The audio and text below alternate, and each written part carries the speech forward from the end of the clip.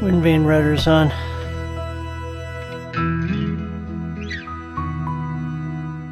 Hello, it's been a while since we've been filming and feeling a little rusty at both filming and sailing. However, we're about to push off from Viveiro, Spain and sail 300 nautical miles across the Bay of Biscay to an area of water called the Gulf du Morbihan in France. Sounds like a Lord of the Rings thing. Sounds like a Lord of the Rings thing, Gulf du Morbihan. But it looks like a splendid anchorage, protected, sheltered body of water with many little islands and places to anchor. Here's the latest weather report that I just downloaded from Predict Wind. Here's Ireland, here's England, here's Spain, and here's France. And we are here in Viveiro. And I'm going to click on play. And you will see an animation of a boat leaving Viveiro and going to the Gulf du Morbihan in France. Then you'll see what's going on with the wind. Boat departs in 10 minutes. From now, which would be 12 o'clock local time, play. Can I go? Here's my wikis. Okay. So we're on a broad reach, 15 knots, broad reach. That looks amazing. You know, not too windy. And then we're going to come into here, and I'm actually planning to drop anchor right behind this little island here, and we'll tell you more about that when we get there. That's the Voyage we're looking at. If we were to leave 24 hours later, that second boat there, the wind doesn't look as good. There'd be more motoring there, I think. If we did the third boat out, the wind definitely doesn't look as good. And the fourth day out, well, that doesn't look too bad, but, you know, the weather will change by the fourth day out. Let's look at the table. This first column is for departing today. We're going to be in 2 to 3 meter waves for 42% of the time. That's quite a lot of waves, but, you know, I've just been looking at this weather like dozens and dozens of times over the past 24 hours trying to figure out when's the best time to go, and still every time I look at it, you know, you look at different parts of the forecast and you think, oh, well, you know, the waves were less on the other day. Like if we waited till the fourth day, it'd be 22% in 2 to 3 meter waves. That's like half of what we're going to get when we leave today. If I wait for this fourth day out, you know, stay out. Yeah, there's no wind there. No. I think just because we've got really good wind direction, I think we're going to take this one. So a little bit of real-time live, like, trying to figure out the weather. But my concern is that it might be too uncomfortable and rolly with the 3 meter waves, and we have so much of it. But, you know, I've seen far worse. You know, the Gulf of Morbihan has a reputation for having, you know, really difficult conditions. Not exactly sure why, but everybody I talk to says, oh yeah, the Bay of Biscay, watch out. Another thing to look at might be rain. Didn't look at rain. It shows us pushing off in light rain. Then we're going to get some more rain, heavy rain, and a little bit of clear, and then a little bit more rain. So a lot of rain in this forecast. Don't like that. but I really do like the wind direction. I guess we're still going to take it. Okay, that's it. We're going to leave now.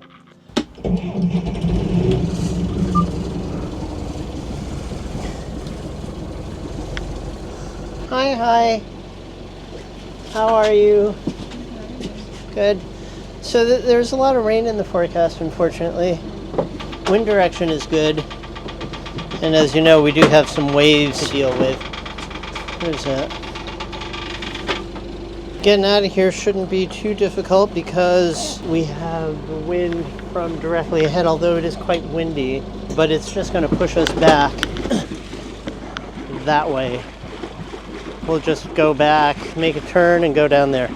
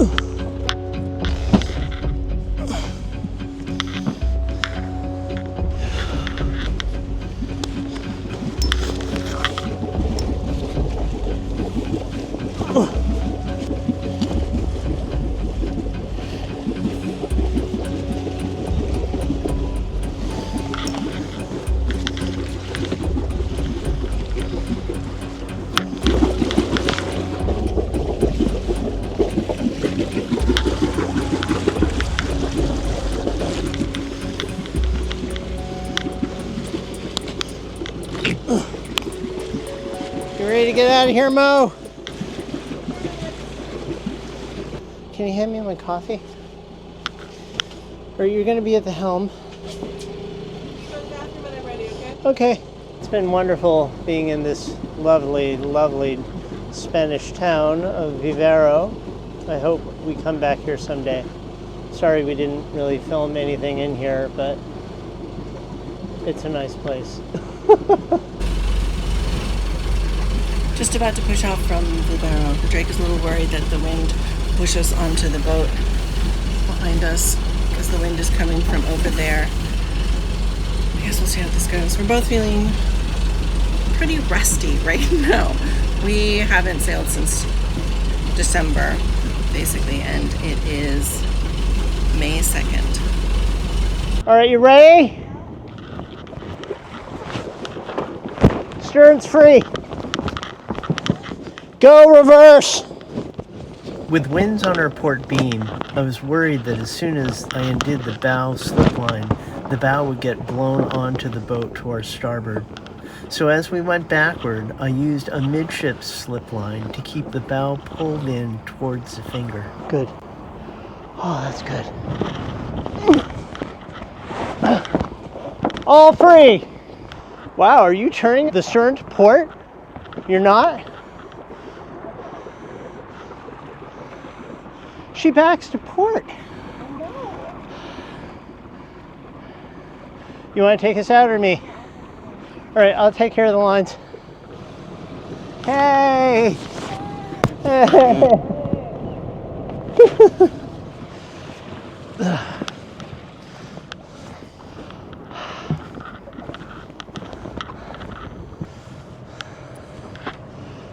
Goodbye, Viveiro! Oh man, we have not been underway in so long.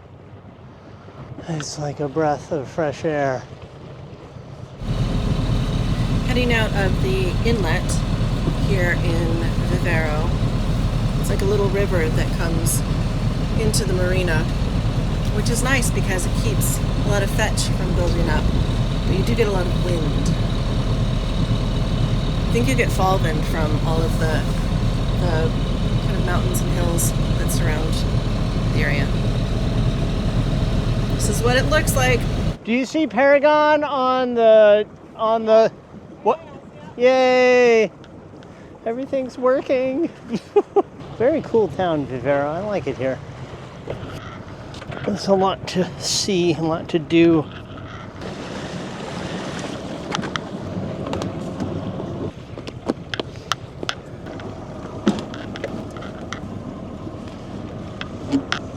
So it's really nice that we're having the sun right now, but there's quite a bit of rain in the forecast.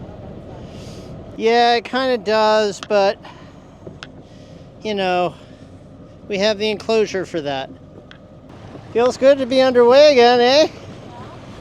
You feeling it? I'm feeling it. There's our beautiful little anchorage over there on the starboard side. There are also supposed to be highly rated anchorages on the other side as well. I think I might prefer to have at least a single reef in, first reef.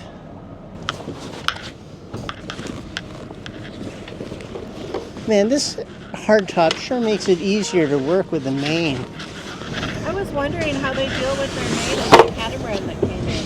Why? Because they've got that big perch that they can steer from, and then the main is above that, and it doesn't look like there's any way to like get up there. I don't know. I guess there must be, but like, how do you close the sail cover? I don't know.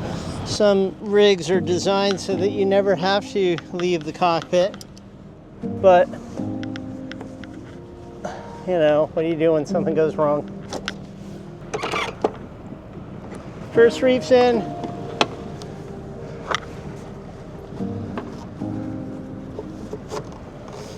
I'm looking forward to getting to France on no fuel.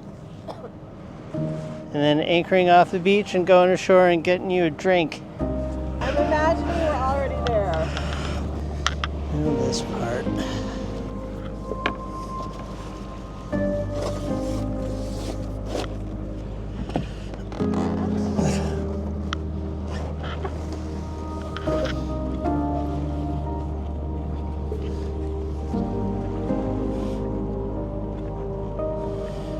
Okay, first reef is in.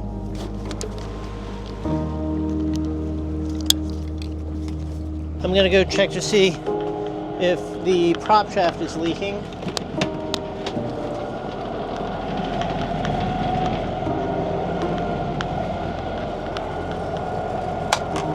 As it should be. We just had it repacked. That is a thing of beauty. It is leaking as it should.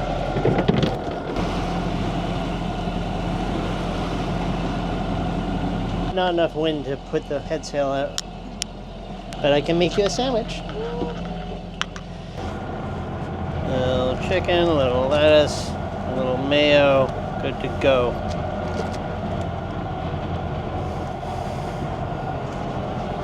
Thank you so much. Yeah.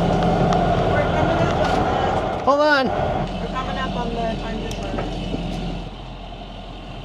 And the wind has stabilized. Here comes the rain again.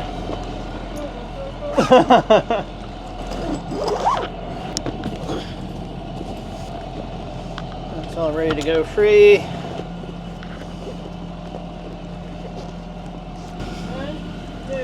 Undo.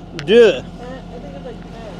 I'm gonna feel like such an asshole. There you go.